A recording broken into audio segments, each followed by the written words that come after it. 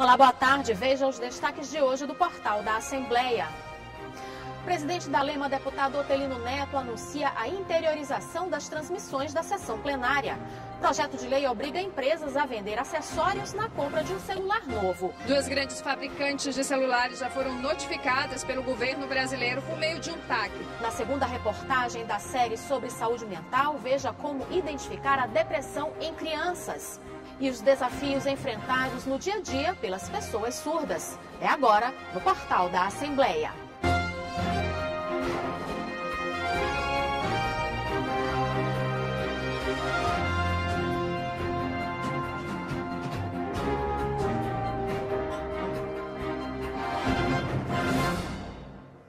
Durante a sessão plenária desta terça-feira, o presidente da Lema, deputado Otelino Neto, anunciou a interiorização das transmissões das sessões plenárias.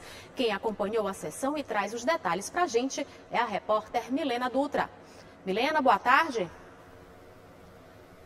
Boa tarde, Ali. Boa tarde a todos que nos acompanham. Pois é, a sessão plenária foi extensa, encerrou quase meio-dia com pronunciamentos no pequeno e no grande expediente, mas como você falou, destaque para o pronunciamento do presidente da Assembleia Legislativa, o deputado Otelino Neto, que anunciou uma novidade super importante. A partir de alguns dias, as sessões plenárias vão ser transmitidas ao vivo para outras cidades aqui do Maranhão, cidades do interior do estado. Serão umas 33 cidades que vão receber o sinal das transmissões das sessões plenárias e poder acompanhar o trabalho dos parlamentares. Vamos ouvir o pronunciamento do presidente Otelino? A Assembleia,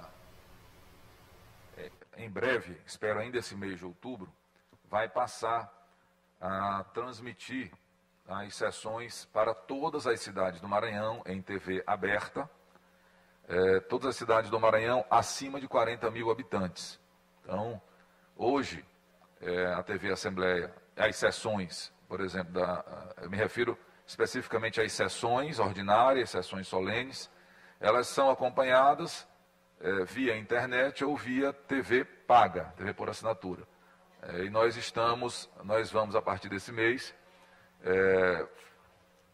poder fazer com que as nossas sessões ordinárias elas sejam transmitidas ao vivo, em TV aberta, para as cidades acima de 40 mil habitantes, o que vai ser um ganho significativo no sentido de fazer com que chegue ao interior do estado do Maranhão aquilo que é produzido aqui.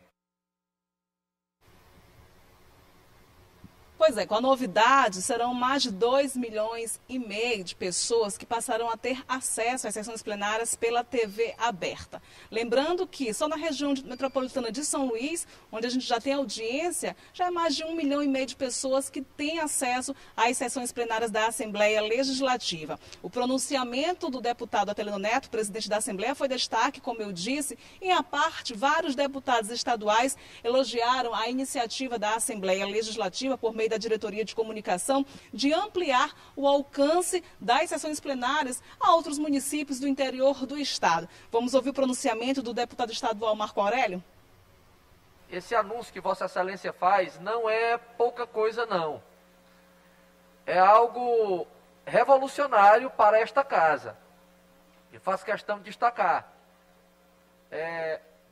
A Assembleia Legislativa, em seus tantos anos de existência, vários presidentes marcaram quando conseguiram projetá-la para o futuro. Vossa Excelência já tem deixado muitas marcas na sua gestão, no que diz respeito ao processo legislativo, da agilidade, no que diz respeito às documentações, a toda a parte legislativa da Assembleia, um resgate histórico, a TV Assembleia, muito bem dirigida, todo o complexo de comunicação pelo Edwin, ela é uma TV de excelência. O que é produzido na TV Assembleia, ela não só transmite o trabalho parlamentar, mas ela faz o entrelaçamento cultural, ela dá voz ao povo, é algo muito forte isso. E esse foi o pensamento de vários outros deputados que elogiaram a iniciativa da Assembleia Legislativa. Como havia dito antes, a sessão plenária de hoje foi extensa com vários pronunciamentos. Eu destaco aqui o pronunciamento do deputado estadual Rafael Leitoa, que enfatizou a importância dos trabalhos realizados pela FUNAC em municípios também do interior do estado. Vamos ouvir o resumo da sessão plenária de hoje? Na tribuna, o deputado Luiz Henrique Lula registrou a agenda realizada na região tocantina, com destaque na defesa de benefícios aos moradores de assentamentos. Nós estamos aqui, na tribuna da Assembleia Legislativa, trazendo esse pedido de socorro, porque o que eu vi lá no assentamento Francisco Romão, e visitei os espaços que eram de assentados e que agora estão vazios, de assentados que venderam seus próprios lotes, por ausência de política pública para a agricultura familiar, para o agricultor familiar. A deputada Socorro Aquim apresentou indicação solicitando que a bancada federal maranhense vote favorável à proposta que transforma a Guarda Municipal em polícia.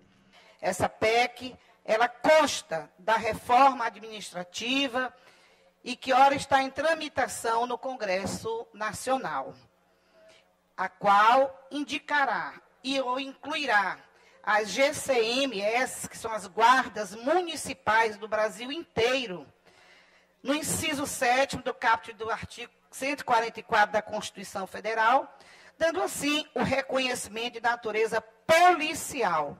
Na tribuna, o deputado estadual Antônio Pereira também destacou a importância da transmissão do trabalho do parlamento para mais cidades. Quero parabenizar o presidente deste poder, Otelino Neto, por essa atitude, por essa ação propositiva que toma em relação à sociedade maranhense.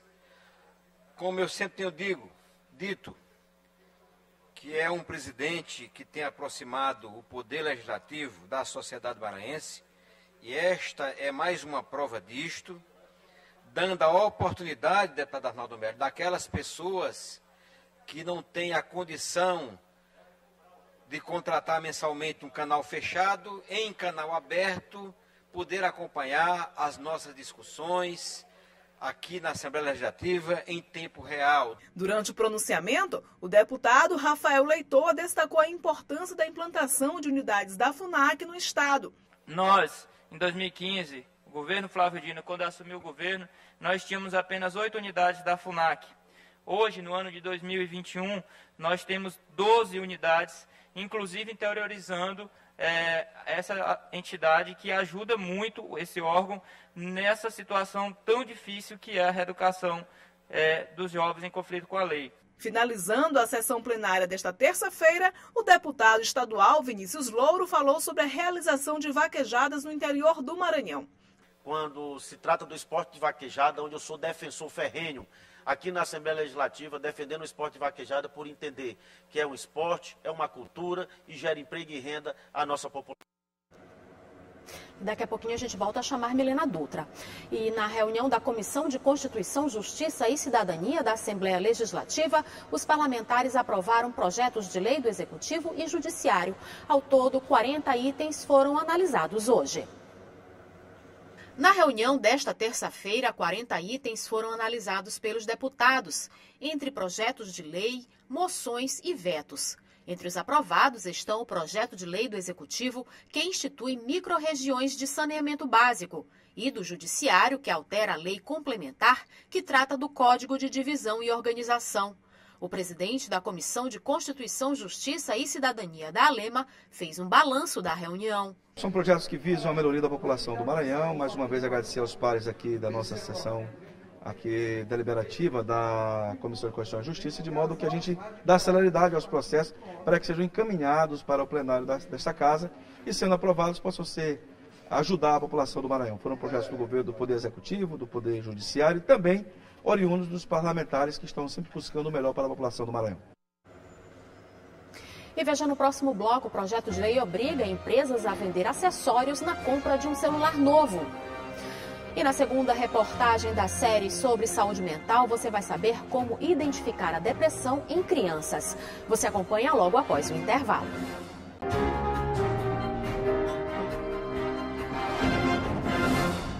Está tramitando na Comissão de Defesa do Consumidor da Câmara dos Deputados um projeto de lei que obriga o fornecimento de acessórios como o carregador de celular na hora da compra do aparelho novo. O PL quer acabar com a prática das empresas que estão vendendo o equipamento sem os itens essenciais para o uso. Imagina você comprar um aparelho celular novo sem a fonte do carregador e sem o fone de ouvido. Fica ruim porque a gente vai ter que comprar fora o carregador, as coisas. Já o celular já é caro, imagina ter que comprar mais por fora. Eu acho um pouco chato ter que comprar o carregador e o fone de ouvido, sendo que em algumas outras companhias de telefone já vem isso tudo de graça, entendeu? É muito ruim. Prefiro comprar já tendo vários acessórios. Essa tem sido uma nova prática de algumas empresas que fabricam celulares. Vender o equipamento sem itens essenciais para o uso. É exemplo da fonte do carregador. Além de polêmica, a medida foi considerada abusiva pela Comissão de Defesa do Consumidor da Câmara dos Deputados, onde tramita um projeto de lei que obriga o fornecimento dos acessórios na compra do celular novo. Na Assembleia Legislativa do Maranhão, o deputado Duarte Júnior falou sobre a iniciativa. Esse projeto de lei é de extrema importância, pois vem a reafirmar os direitos do consumidor. Apesar de já existirem leis, como o próprio Código de Defesa do Consumidor, a Lei 8.078 de 90, essa legislação vem para garantir a defesa de um direito que está em risco. As empresas de telefonia, todas elas, têm assumido uma postura em todo o planeta de vender os aparelhos sem o carregador. Essa medida ela prejudica, pois esse produto ele é essencial para o funcionamento do aparelho. Por isso que prejudica o direito do consumidor. As empresas tentam defender uma tese, levantar uma tese de que isso iria baratear o preço do produto. Só que não adianta em nada baratear se o produto não vai funcionar. Então, nós entendemos que esse projeto é positivo, esperamos que seja votado logo para a defesa do consumidor em todo o território nacional. 2 grandes fabricantes de celulares já foram notificadas pelo governo brasileiro por meio de um TAC, um termo de ajuste de conduta, para que voltem a incluir os acessórios na venda dos aparelhos. Quem não cumprir a determinação pode pagar uma multa que vai até 10 milhões de reais. Hoje o que a gente vê é que algumas empresas estão deixando de entregar esse item tão essencial ao aparelho. Por conta disso, nós já abrimos portaria de investigação, há um procedimento aberto de investigação, é um procedimento administrativo contra a Apple, e é importante dizer que o consumidor faça a denúncia, porque a gente já tem notícias que a Samsung está fazendo isso, uma outra empresa chinesa que também é muito comprada aqui no Brasil está fazendo isso, então é importante que o consumidor registre a reclamação para que a gente possa agir e verificar, né, de fato, essas práticas abusivas para sancionar essas empresas. Bom, e para comentar esse e outros assuntos, nós vamos voltar a falar com a repórter Milena Dutra, que está com o deputado Duarte Júnior. Milena, é com você? Pois é, Eli, estamos de volta. Ao meu lado aqui está o deputado Duarte Júnior, deputado estadual, presidente da Comissão de Direitos Humanos, que é a comissão também que trabalha com a defesa dos direitos do consumidor. Então, deputado, a gente viu no VT que pode ser considerado uma prática abusiva e é alvo de reclamação de quem compra um aparelho, os aparelhos mais caros no mercado, diga isso, que não vem mais com bateria, não vem mais com fone de ouvido. Isso prejudica de fato essa relação de consumo, consumidor e fornecedor de celulares? Primeiro, boa tarde a você, Milena, a todos os telespectadores que estão acompanhando a TV Assembleia. De acordo com o Código de Defesa do Consumidor, com a Lei 8.078 de 90, já é considerado uma prática abusiva. Isso porque esse produto, o carregador, ele é um produto essencial para o funcionamento do aparelho. Um aparelho de celular ele não funciona se ele não tiver uma forma de carregá-lo a energia elétrica. Então, retirar um aparelho essencial para o funcionamento, ou seja, sem o qual este não vai funcionar, é uma prática considerada abusiva pelo Código de Defesa do Consumidor, uma lei que já existe desde 1990. O que o Congresso Nacional, que a Câmara dos Deputados está fazendo, é tornar ainda mais claro para que empresas como a Apple, que é quem já está praticando essa medida, não tenha nenhum tipo de desculpa e interpretar de forma equivocada a legislação. É um projeto tramitando na Câmara dos Deputados, mas é um problema que acontece em todo o Brasil, reclamação em todo o país e em outros países também que consomem esses produtos, esses celulares. Deputado, existe a possibilidade de trazer para cá, para debate na Assembleia Legislativa, uma proposta de mudar isso? Na verdade, já estamos fazendo um debate aqui dentro da Assembleia, dentro daquilo que nós, como deputados estaduais, podemos legislar de acordo com a Constituição Federal de 88. No caso, essa matéria é uma matéria privativa da União, ou seja, depende dos deputados federais, depende dos senadores encararem com respeito e com a importância devida, porque todo mundo utiliza hoje em dia, a maioria das pessoas utilizam um aparelho celular, e isso já está gerando prejuízo ao consumidor. O argumento das empresas, da Apple, por exemplo, das fornecedoras de aparelho celular, é de que retirando o aparelho e vendendo ele por fora, o aparelho celular ficaria mais barato. Isso não acontece. Foi lançado hoje o iPhone 13 por um valor absurdo, mais de 10, 15 mil reais, um aparelho celular, quase o preço de um veículo. Então, quanto mais o tempo passa, mais caro ficam os aparelhos, e agora retirando utensílios essenciais para o funcionamento do celular. Deputado Duarte, ainda falando das relações de consumo, nós tivemos há poucos dias o programa Dívida Zero, que foi essa questão de negociação para quem está endividado nesse período de pandemia, muitas famílias com super endividamento. Fala um pouquinho sobre esse programa que aconteceu. Olha, Milena, esse programa Dívida Zero, que é realizado pelo PROCON, parabenizo a presidente do PROCON, Karen Barros, que tem realizado esse evento, essa operação, graças à Lei 14.181 e graças à nossa indicação parlamentar 2574/2021. Agora é possível você, consumidor, que por acaso está devendo a Equatorial, a BRK, a CAEMA, qualquer empresa, instituição financeira, banco, se você tem uma dívida relacionada ao direito do consumidor, uma dívida de consumo, com banco, com operadora de telefonia, com a dívida de luz, água, ou seja, dívida de consumo, você pode agora, com o programa Dívida Zero, graças a essa legislação, negociar suas dívidas sem juros, sem multas e até 60 vezes, ou seja, dividir em 5 anos sem juros e multa. Esse sonho agora é realidade. Então procure esses canais de atendimentos mantidos pelo governo através do PROCON, já em funcionamento no Shopping da Ilha das 12 até as 19 horas, até o dia 30 de setembro, e no Shopping Pátio Norte também no mesmo horário até o dia 30 de outubro. E uma boa notícia, essa operação ela vai percorrer todo o estado do Maranhão. Vamos seguir por Imperatriz, Bacabal, Balsas, enfim, garantindo que o cidadão maranhense possa tirar o seu nome do SPC Serasa, limpar o seu nome, acabar com suas dívidas, resolver os seus problemas e diminuir um índice que é terrível, de acordo com a FEComércio. 7 a cada 10 pessoas estão com nome sujo, estão endividadas, e isso gera um problema social que atinge também a saúde das pessoas. Porque pagar débito é dever de qualquer consumidor, mas a negociação, a renegociação é um direito nessa relação de consumo, né, deputado? A partir de agora, de acordo com essa nova lei, passa a ser um direito do consumidor negociar suas dívidas, combater o superendividamento, e um dever da empresa sentar para negociar. Porque muita gente não conseguia chamar o banco para conversar, chamar a Equatorial para negociar, chamar a CAEMA para apresentar uma proposta, ou uma faculdade para negociar aquela dívida. Agora a empresa é obrigada a sentar, apresentar uma proposta, e não é qualquer proposta. Uma proposta que caiba no seu bolso e você, consumidor, consiga pagar.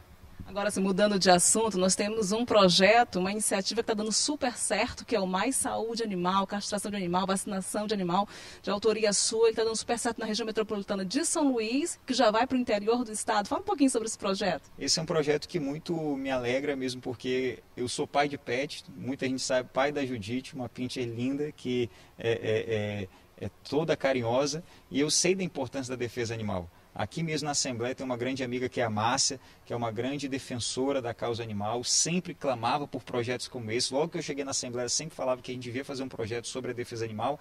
E o que as pessoas querem não é só uma lei, não é só um projeto, uma letra morta ali no papel. Querem algo concreto. Por isso destinamos recursos, emendas parlamentares para o Hospital Veterinário da UEMA, para o curso de Medicina Veterinária da UEMA, e para que ações como essa pudessem ganhar todo o estado. Só esse ano já foram 6. Passamos por bairros como Cidade Operária, Cidade Olímpica, Anjo da Guarda, Coroadinho, Quatraque, que foi uma das maiores ações, e vamos fazer ainda esse ano mais 6 ações, graças a esse recurso que nós destinamos à Secretaria do Estado da Saúde. E o objetivo é percorrer não só a região metropolitana, fizemos também um castramóvel em Pasto Meá, no Vivo do Maiobão, mas é percorrer também todo o estado, e ainda esse ano vamos seguir para o interior do estado com mais saúde animal.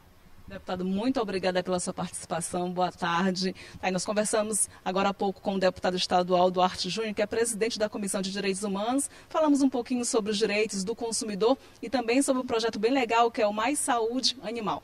Voltamos com você, Eli. Obrigada, Milena Dutra, pelas informações.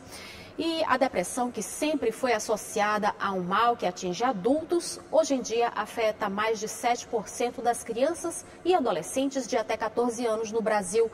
E diagnosticar a doença nessa faixa etária é mais difícil, porque o problema pode ser confundido com birra, mau humor e agressividade, por exemplo. Na segunda reportagem da série sobre saúde mental, você vai ver como identificar a depressão no público infantil.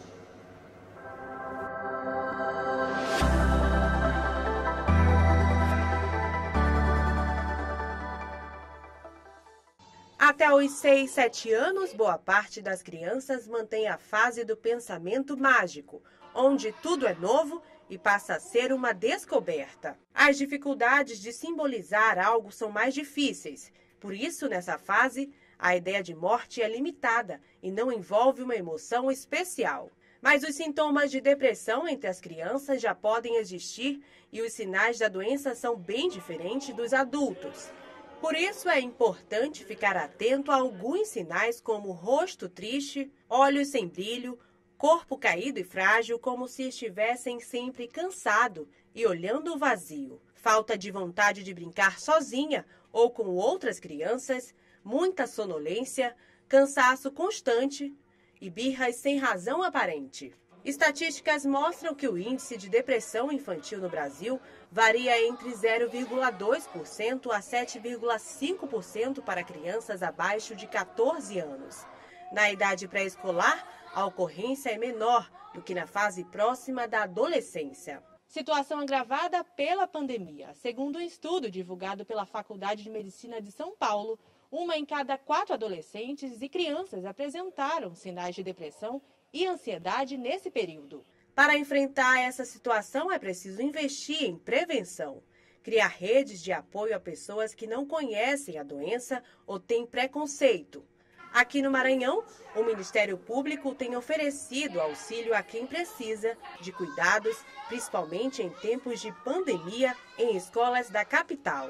Infelizmente, tem ocorrido episódios, desse tipo de comportamento entre crianças, entre adolescentes. Nós estamos aqui para alertar, mostrar para os professores, para os pais, quais são os sinais de alerta, onde procurar ajuda. Tudo isso pode ser prevenido. Então, aqui nós estamos realmente para ajudar. O projeto ele veio trazer uma linguagem lúdica para nossas crianças sobre esse assunto, que ele está esclarecendo melhor, tirando essa visão, essa angústia, causada pela situação que a gente está vivendo e passando nesse momento.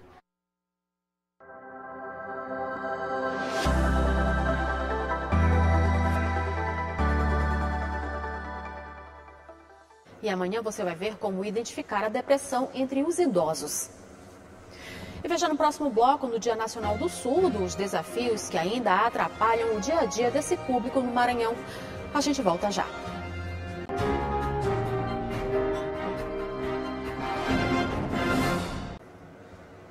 O centro de testagem, onde funcionava na Avenida Beira-Mar, em São Luís, foi transferido para o Hospital de Cuidados Intensivos, o HCI, na Avenida Jerônimo de Albuquerque. Este ano foram realizados mais de 10 mil testes de Covid-19.